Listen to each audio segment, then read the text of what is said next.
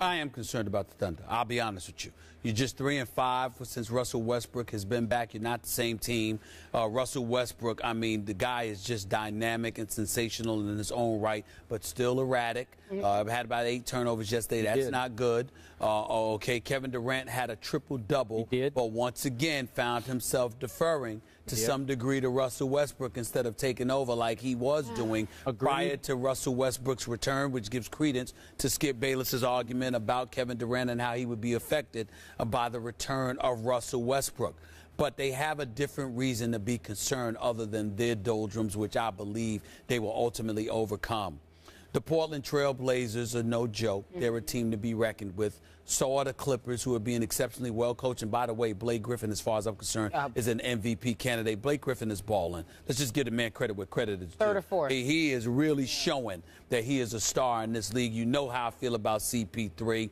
And then, of course, there are your San Antonio Spurs, who are worthy of being viewed as the best team in the West, not just because of their record, but because we know how they could easily have been the champions right now. If it were not for that Game 6, they are on a mission. Kawhi Leonard is better. Tim Duncan is hungry. Tony Parker is Tony Parker. So is Manu. And, oh, by the way, you know, I mean, whether it's your guy Patty Mills or whether it's Kawhi Leonard or Bellinelli, adding him, San Antonio is no joke.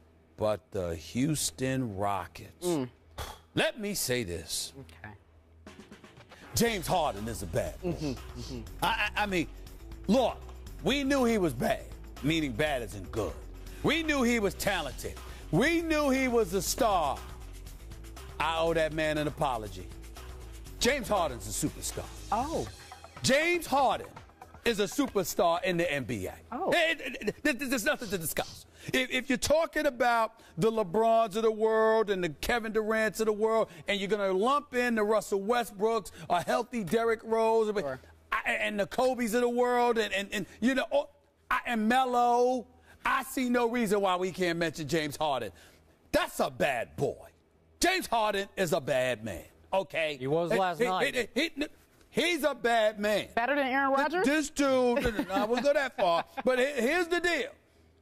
James Harden can handle. He can run the show. He can pull up. He can pull up from 30. He can. You understand? I agree. I mean, the dude can get where he wants to get. I don't see it because he rarely uses his right hand. I would think that you would challenge him to use his right. It don't matter. He knows how to get a shot up. He knows how to create space for himself, to create shots for himself. James Harden is, I said star. I owe that brother an apology. He's a superstar. And if I'm the billionaire owner for the Oklahoma City Thunder, I got to sit there and tell you, I'm sitting there going like this. Damn, what was I thinking? Because what were you thinking? I'm asking. What were you, Clay Bennett? Tell me, Clay. I got to tell you, Clay? Yeah. Well, see, I reckon the situation was simple, Skip Bayless. What it was is I didn't want to pay the luxury tax. That is correct. And so I had to make a decision between Serge Ibaka, a SWAT master of his own right, who's 6'9", who can rebound, he can defend, he definitely can block shots, or James Harden. What I'm saying to you, Skip, is that if I'm a billionaire, see, because who do I love? You know George Steinbrenner, God rest his soul. You know that's the man I love. If it's George Steinbrenner, he pays the luxury tax and keeps them both. And I'm saying to you, I might have had to do that.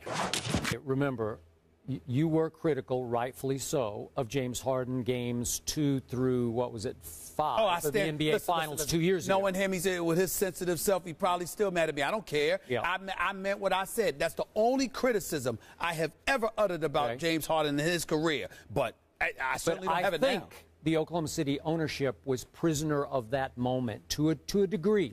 Because then they wanted to show that they were going to do it right. They were going to hold that bottom line. They were going to pay a whole bunch of luxury tax to keep a James Harden over in Ibaka, who is, you said 6'9". Isn't he closer to 7 feet? I don't know what he is. Ibaka? Yeah. 6'9". Is he 6'9"? 6'9". He seems like he plays 7 feet. He does. Serge Ibaka has made first-team all-defense the last 2 years in a row. So they said, let's go with the big guy. Let's go with the shot blocker. Let's go with the defender over Harden, whose game can come and go. And by the way, they had not the last laugh, but the next laugh last year. Remember, Westbrook got hurt against them, right? And still, Just with KD alone, they closed out James Harden and company last year in the first round of the playoffs, right? Okay, so he wasn't a superstar. He wasn't maybe even a star yet. So Oklahoma City was okay. Now he's looking like he's at least emerging as a star, as a closer, as a fourth quarter takeover player who took it over against my Spurs 3 times this year. He was the difference. They're 3-0 against San Antonio, mostly because of this guy, James Harden. Jeremy Lin had a big game last night also. 9 points in the fourth quarter, by the way. Really good. No, it was but 26 for the game? I agree. It was really good. In overtime, he did. It was impressive. Okay, so the point is, now step back on Oklahoma City. Am I going to write them off just because they're 3-5 since Russell returned? No, I'm not. Remember, there is no Kendrick Perkins for the last 7 games, and he can defend. He causes problems in the paint on defense. And their primary sort of perimeter defender is who? Cephalosha, who's been out for the last 4 games and is going to be gone for a while.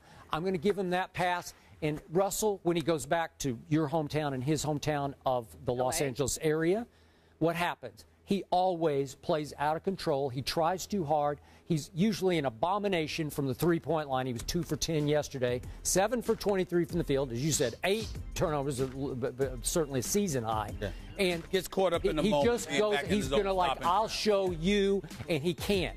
And listen, Jody Meeks is pretty good. Yes, he is. He's pretty good. Yes, he is. And Always has been. once he got healthy, what has he been, like 11 games or so healthy since he came off his ankle injury? He's averaging about 20 a game, and he can defend Russell Westbrook, and he did a good job yesterday. So all that said, I'm going to back off and say, let's see them start to get healthy.